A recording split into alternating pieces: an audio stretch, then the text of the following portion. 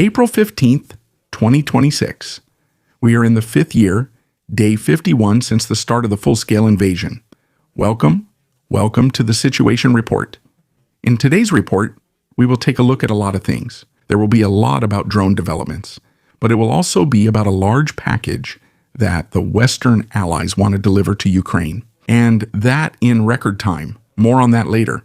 It's about attacks that we will see, but it's also about Russian territorial gains, and, as always, much more. The whole report is, as always, very well filmed, and that in a very short time. So let's take a look first.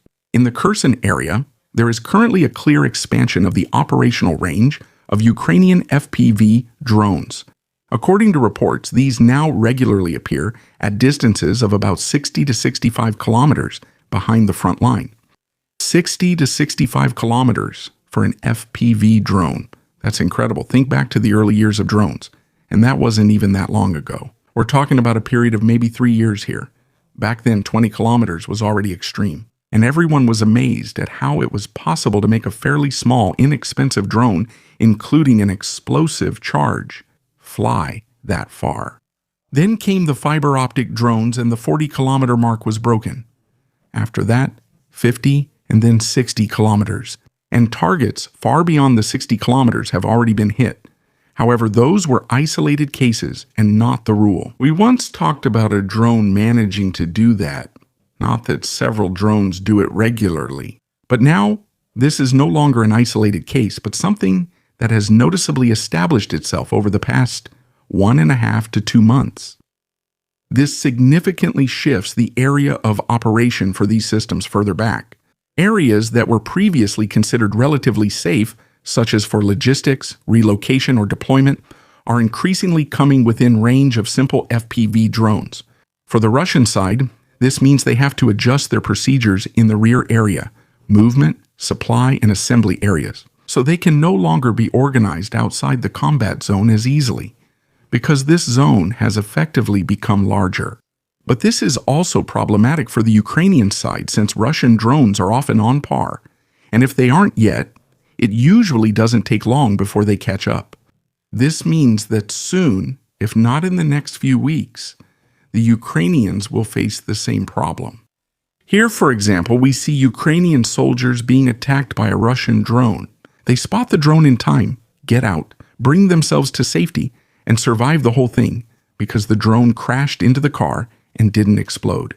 They were extremely lucky there because, as you can see, they were too slow. If that drone had exploded, the cameraman wouldn't have stood much chance. Even though we often watch Ukrainian drone successes, I still want to point out that Russian drone pilots certainly won't be sleeping. They attack Ukrainian positions daily, just like the Ukrainians do.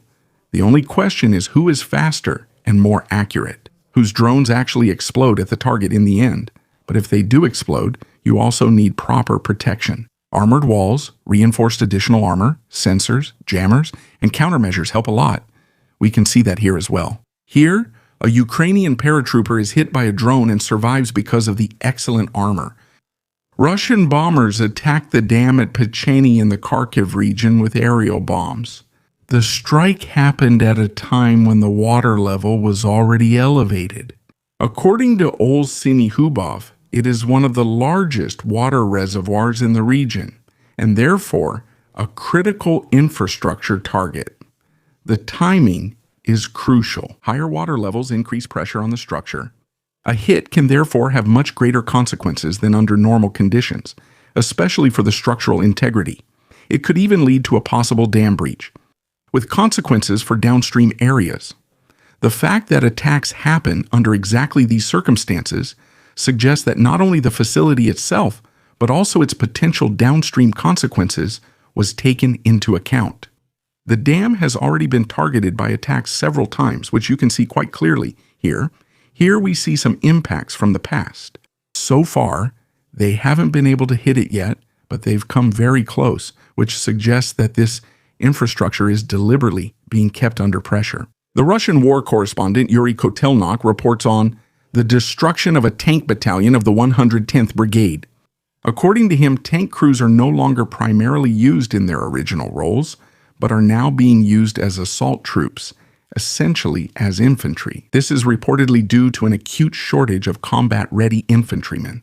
The consequences are as expected: high losses, low chances of survival, and the gradual attrition of a unit. This has three clear implications. First, it suggests that Russia is increasingly struggling to provide enough infantry. When specialized tank crews are used as replacements, that's not standard procedure, but rather a sign of shortages. Second, at the same time, this also means a loss of tank capacity.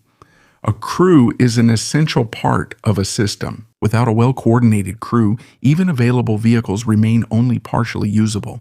And if these crews are lost in infantry combat, the capability disappears permanently. And thirdly, it can also mean that they no longer have tanks available, and therefore have to sacrifice the crews for other purposes.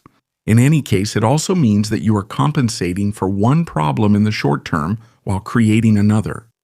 The United Kingdom is announcing the largest drone package for Ukraine so far, at least 120,000 drones just for this year. What's going on now? Since when have partners been delivering such large quantities of goods, and all within the same year? I had to read it 3 times because I could hardly believe it. And then from the British, no less. What exactly do they want to deliver? Well, it's supposed to be not just simple drones, but also a wide range of them. It's not just FPV drones, it's everything, from reconnaissance drones to logistics systems, to long-range attack drones and maritime platforms. The first deliveries have already begun. At the same time, coordination is taking place at the highest level. The package was coordinated as part of the Ukraine Defense Contact Group meeting in Berlin, together with our Defense Minister Boris Pistorius, Federau, and Mark Rutte. 120,000 drones are no longer just an addition. That's warfare on an industrial scale.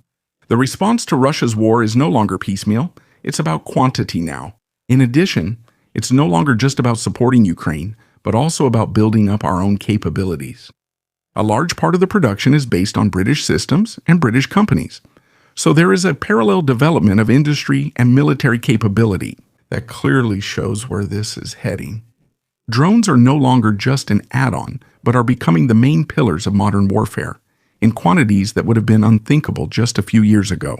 And now, with that last statement, I'd like to take aim at some experts and other reporters, whom I won't name, as well as the CEOs of certain German defense companies.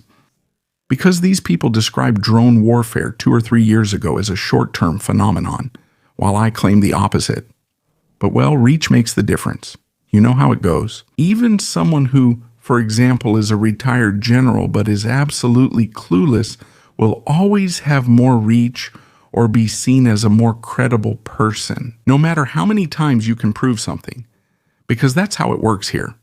Speaking of reach, it's always about reach. So subscribe for free and hype up the video if you have the chance. It doesn't cost you anything. Near Pokrovsk, the Russians have been able to make progress. The neighboring village of Sharishna is currently under their control. Everything except for this small piece up here. I'm not quite sure about this part yet. I couldn't find out whether the Russians are in here as well. At the same time, I also don't know if the Ukrainians are holding it. So I've left that out for now. But the rest here should be under Russian control if we look at the overall picture. Yes, the pressure is intense.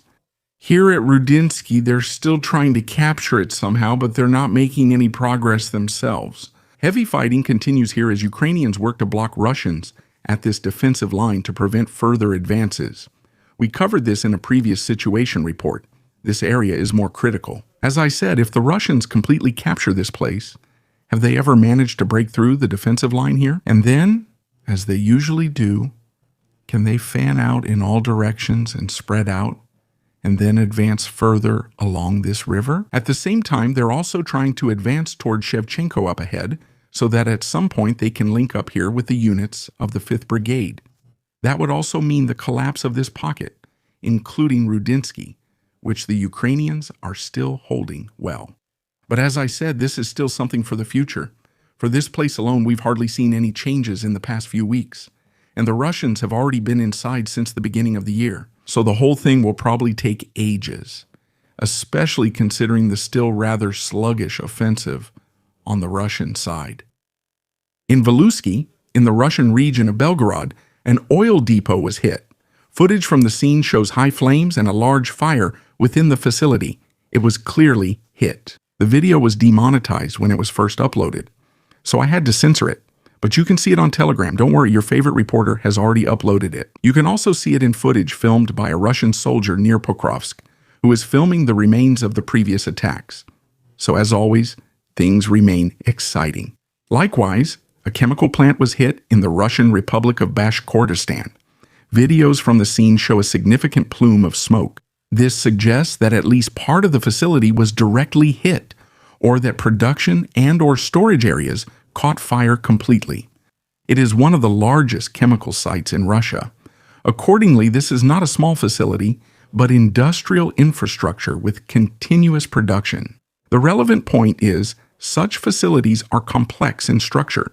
If individual components fail, they can't just be quickly replaced. And I say this so often now because we see an attack almost every day that I could slowly write it on a button or put it on a t-shirt and then sell it in the merch shop. Anyway, production doesn't just come to a halt locally, but also affects downstream processes, depending on which materials are provided there, which are produced or further processed. There are recordings circulating online of Chechen units posing in front of the completely destroyed ruins of Bakhmut. Buildings are destroyed and infrastructure is practically no longer present. And right in front of that, they talk about liberation. That shows pretty clearly how this narrative works. Nothing was truly liberated here except the people. The city is now unusable, just ruins and ongoing military conflict, with all civilian areas destroyed. It would be better to tear it down and rebuild, but we can all assume that Russia will never do that.